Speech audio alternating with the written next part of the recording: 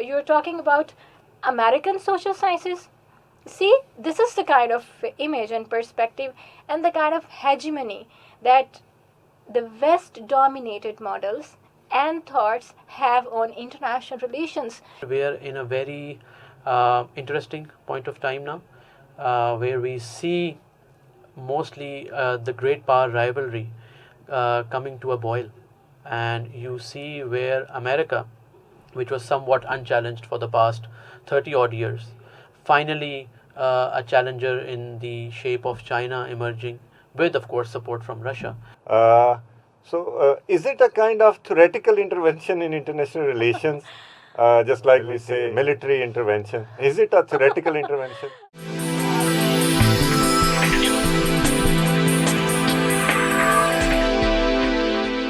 Assalamu alaikum, dear audience. Here again we are with our program Prime Talk with a new episode and with a new guest, and I must say a very special guest today.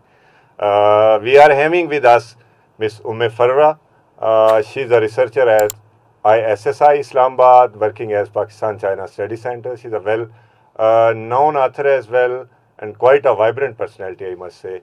And then we are having our dear sir Arsalan Asif with us. He's a postgraduate from Turkish University from the city of Izmir. Today we are going to discuss relatively a newer thing in IR, and definitely it would be of great interest for our audience. I must say I'm quite happy to introduce a new concept in IR with the help of my guest today. Alongside, we will also be discussing few contemporary developments in international relations. So before wasting any more time, we should start our discussion now. So Ms. Farwa, I would like to start my discussion from you. Yes, sure. Would it be quite good to start with a brief intro of your achievements and the kind of work you're doing? I am still in the process of achieving, and first of all, I would like to thank you, and it's an honor to be here and join you at this session. My intro, I say that I am in the process of be somewhere. I graduated from Namal University. I'm master's in international relations, and then I done MPhil in IR, and now I am at Institute of Strategic Studies Islamabad at its Center of Excellence, which is China-Pakistan Study Center. And my area of interest are quite diverse. I have studied Chinese foreign policy and its relations with Pakistan overall, and then I have also studied for some time Russia and its foreign policy. Now I'm looking at Shanghai Cooperation Organization and its dynamic and its evolving role in the region and regional order. But I'm particularly interested in a new trend of international relations, which is emerging lately, and it's started by a global IR expert, Amitav Acharya and Barry Buzan, titled Global IR. Actually, this field wants to explore new theories, new perspectives, especially non-Western perspectives. And with that field, and there is another theory. Actually, there are many theories, but I want to talk about Sufi theory of international relations. Quite interesting, I must say. Yeah, and it was developed primarily by an Indian scholar of international relations, Deepshikha Shahi, and her paper, which was published in International Relations Journal, European Journal of International Relations, it is theoretical interventions of Sufism on the basis of epistemology, research methodology, and ontology. So we will talk about it later in detail. Sure. And I would also like to talk about how I am contributing to this thread of IR. I am working, and with my dear husband, we are working on a theory, and we are working on a contemporary Sufi of Pakistan, Khwaja Shamsuddin Azimi, and how we can take insights from his Sufi wisdom to develop a new foreign policy model which can bring peace and which advocates peace. That's quite interesting for me as well. Is it a kind of theoretical intervention in international relations? just like we say humanitarian intervention, military intervention. Is it a theoretical intervention? I hope those interventions should be over now. The kind of why she's saying theoretical intervention, because you're an Asian and we feel that how ignored our perspectives are. And I would like to quote Michael Hoffman here. When he was talk about, okay, what do you think about international relations? He was very witty about it. He said, you're talking about American social sciences.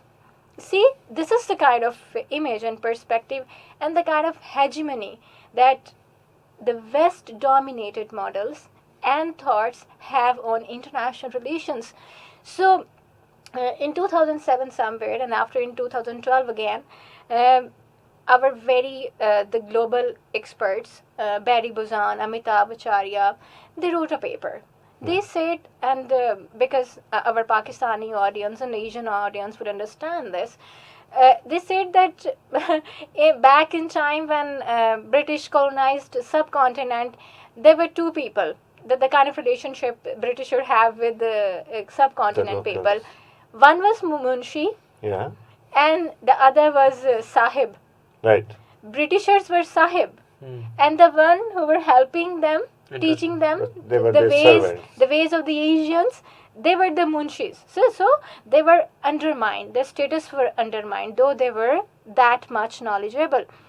You mean to say a kind of master-slave relationship? Yeah, you're right on the point. So on that article, on that note, Amitabh Acharya maintains that we feel whenever we talk to Western experts, we say that, and we feel that our views, our knowledge, our ancient legacy is ignored largely. Okay, I would like to quote here Kenneth and Waltz. Sure. And you can gauge the kind of and the intensity of biasness he has towards non-Western scholars. He said, would it be how ridiculous it would look like if you have a theory from Costa Rica or Indonesia? Mm-hmm. I mean, what does that mean? It's quite humiliating, intellectually humiliating. But I find it more humiliating when I look at my national perspective, other than realism. Right. I don't see there is any acceptance about other theories. Why it is that? And I think we should be open to new ideas. And what ideas? And here I would like to be very, very clear that by global IR, we do not mean an entire Western narrative. Right. See, what does it mean by to make IR a truly global IR, a truly inclusive field? Valid point. By global, we mean, see, we are one. We are human beings. We belong to one species. You are a Western person. You are an Asian person. You can belong to any part of the world. Right. But you cannot take this away from him, that I am a human being. So you cannot tag any person with the title the son of lesser god or something. They're not people of the lesser gods. So their point, their take is that they want to make IR a truly global field, because it must have voices from, and I would like to quote one more thing. Sure. You see, war on terror. Yeah. Terrorism. Mm-hmm. And what kind of terror that was? What kind of definition? Still, there is no consensus-based definition on terrorism. Although we do have the definition of the United Nations. But then again, that's very much debatable. Yeah. The Asian contends that. Yeah. Again, on democracy. Look at the arrogance of the Westerns when a Western scholar write a book, Francis Fukuyama, End of History. Yeah. End of history. So what do you mean by that? Oh, and then what kind of perspective we do then? Another new Cold War. Yeah. Yes, history repeats itself.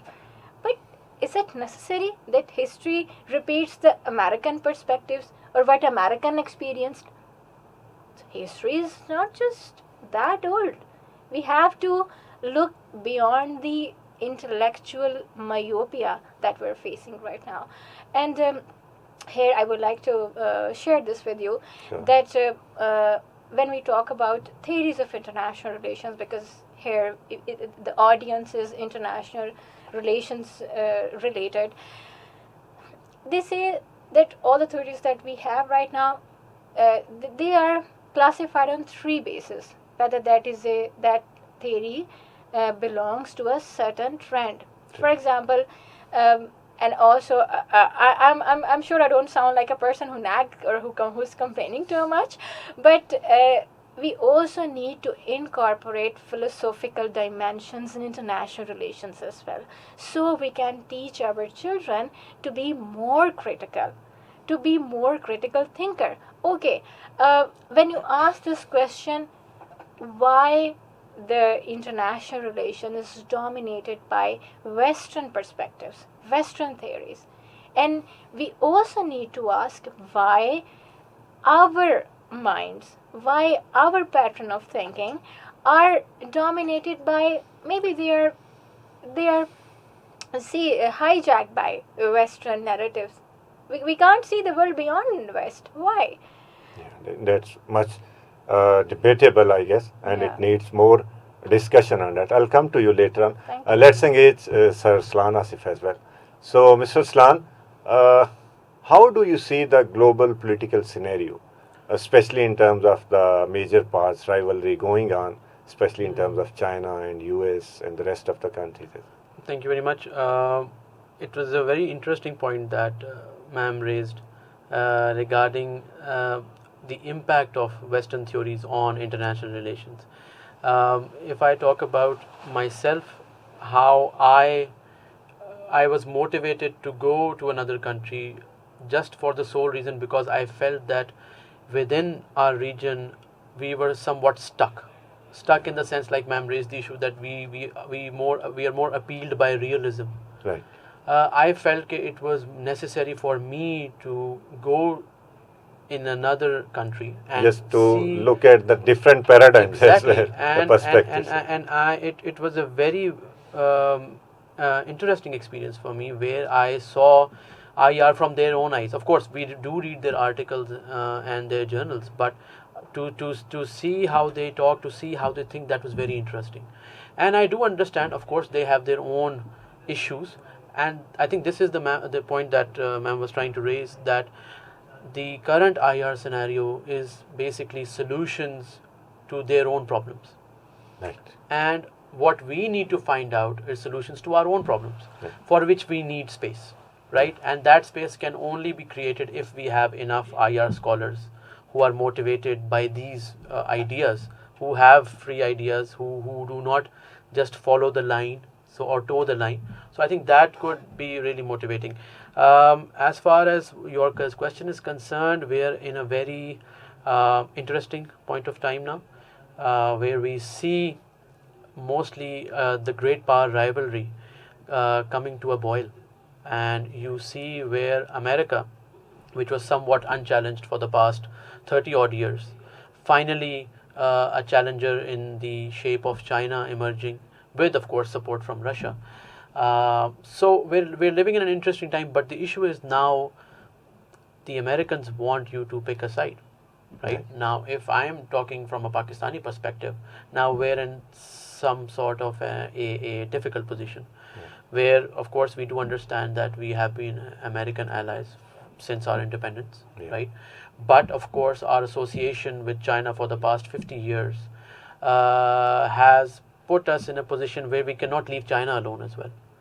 And as man mentioned, the end of history, right? So now they are taking us towards this conflict of America versus China. So what do we do here? Of course, talking about the Ukrainian conflict as well, the impact of Russia, where I was listening to the very well-known scholar, the name is not coming to my mind, unfortunately, right now. I think, was it the Indonesian scholar? The name just skipped my mind. So he was talking about the regional rivalry, where America, being a world power, for America the main issue becomes the regional powers, and America wants to make sure these regional powers do not get as big enough to challenge America for its global hegemony. So what do we see is, you see America keeping Russia busy with Ukraine, and China is being kept busy with either Taiwan, with the Uyghur issue, with Hong Kong, and the South China Sea issue as well. So this is their game plan basically, so as to keeping them busy with their own regional conflicts, so that they do not become strong enough to counter America. And it was a very interesting point which ma'am raised, that she's also working with the on SEO, and SEO of course is now being seen as something which is bigger than BRICS. Even the Western call it the Asian NATO as well. Exactly. BRICS, since it was more of an economic forum, so it was not seen as big of a threat. But SEO, which is a security forum, this is seen more of a competition in the future as well, where you see Pakistan and India joining as well.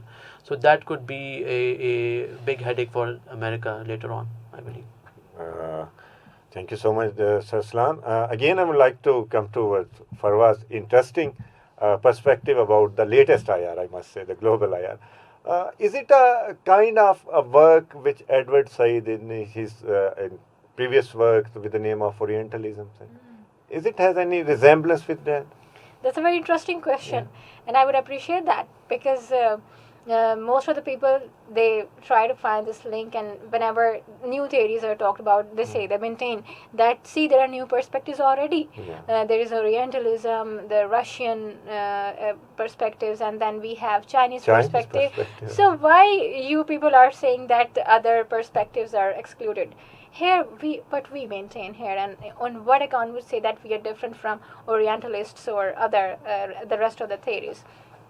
We say that no theory can be completely a new theory unless it has its own epistemology, ontology, and research methodology. Orientalism is different from other theories, but it is not completely divorced from Western political philosophy. Right. At some point, it does match either their research methodology, either their ontology, or some strands are still connected. So let me relay this with an example here. You were Pakistani, and let's that I'm somewhere from the outside, from another country. From another country. I have my own identity. You have your own identity. Your country is different. My country is different. See, the country is different. So, what makes you to know a theory? What is knowledge? How you gain that knowledge? What are your perspective on the knowledge? And what are the methods that you have used to gain that knowledge are the basic question of philosophy. So when you say, okay, what is the nature of reality? What is the nature of knowledge? How you, for example, realists maintain that state is the absolute unit in international relations. Who told that? This has evolved, and we have explored it as well. Yes, this is an assumption, but imagine the kind of intensity and conviction it has been taken. So I would like to interrupt here, and I want to add an interesting comment. Yeah, sure. Talking about realism, since decades of the modern age, most of the people, philosophers and thinkers of political studies were always intended to relate this realist school of thought to the Western thought. Yeah. But later on they discovered that there was Chanakya Kautilya, who wrote Arithashastra in Indian subcontinent back in more than 2,000 years That's ago. Right. So coming back to your point again, so talking about this global IR, so I have read that it have derived many, you can say, point of views and perspective from Rumi's sayings. From Rumi's, yes. Yeah, so then even if you give me the liberty to add a more point, it is also been regarded by some philosophers and the thinkers that cosmopolitan Islamic culture. Yeah, it's very interesting. Would you like to enlighten us on that? Why not? coming back to that point, then Yeah, I'll sure. relate it to this question. So I was saying that you have to have all these three different categories when you want to give a new theory. It should not be Western derivative, meaning you should have your own philosophical underpinnings. And So when you talk about Orientalism, it has somehow connections with Western political philosophy. So Ms. Deepshikha Shahi, who actually wrote this article, this research paper, and it's a ground-breaking research. She says, and it is her views, she says that Sufis, what Sufis think, Rumi was a Sufi. He says that the let me Yeah, simplify it for the audience. I don't want to be. yeah, it would be quite interesting. It I would be quite helpful as Yeah. well for a I person don't- like me. I must say. I don't want to be too philosophical Yeah. here. Western political philosophy is based on materialism. They say that we will accept those things that exist, that we can see, that you would demonstrate. All those things that you just cannot demonstrate, that is beyond the level of matter. For us, they don't exist, and they're not ready to investigate that. And interestingly, you see, mobiles, electronic gadgets, Yeah. on daily basis, they uses the technology that they cannot see. The rays, the electromagnetic rays, that are actually And the concept of artificial yeah, intelligence yeah, nowadays. yeah. So the Sufi philosophy is different. Is it Occidentalism? No. Yeah, well, you can correct me since I'm a student of this new theory as well. Yeah, Occidentalism is based on. I mean, it's the Opposite of the yeah, Orientalism. Yeah. But see, global IR is a movement. Hmm. So it says that you're from Latin America. Go get what your ancient legacy has. Go find that legacy to us. Go bring to the table. Okay, you're from Pakistan. Okay, go and get the Pakistani legacy, purely Pakistani. See, you would go and find those strands. So coming to that point, their political philosophy is based on materialism, and that materialism came when the movements of Renaissance Started in Europe. And After the the Dark Reformation Ages. movements by Martin Luther King, Yeah. they originated. And from that point, they said, okay, let's divorce religion, let's divorce all those things that we cannot see, let's have something from a very rational point of view. What we did today, we rationalized state, we rationalized individual, we rationalized non-state actors. And what we did American or Western theories create peace in the world? I don't see peace in the world. Look in Central Asia, Kyrgyzstan and Tajikistan, and then there are water wars in the region. See Azerbaijan, Armenia, Ukraine, and see South China, see Taiwan. And now it's a big question: who is bullying who? Yeah, it is. Chinese have no fleets in American waters, but America is doing this. Why? The paradigm of fear is there. Western theories do not operate from the perspective of security. They operate from perspective of insecurity. Why you don't leave the space for people to live in peaceful coexistence? Why you think that because I'm American and I have the right to become the global hegemon and the regional hegemon and the cultural We call hegemon? as an exceptionalism in IR. Exceptionalism, Yeah. that's Yeah. what it is.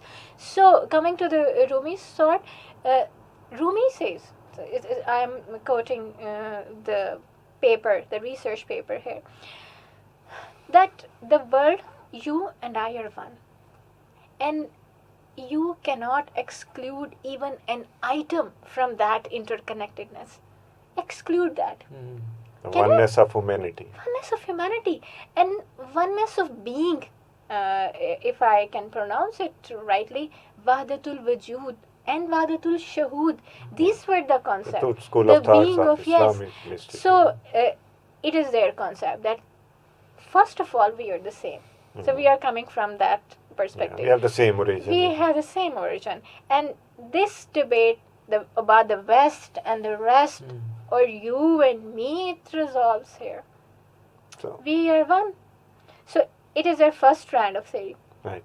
So then again, another, what they say, that things also exist which are not material, but they exist. Your emotions, are they material? Metaphysical concept. Yeah.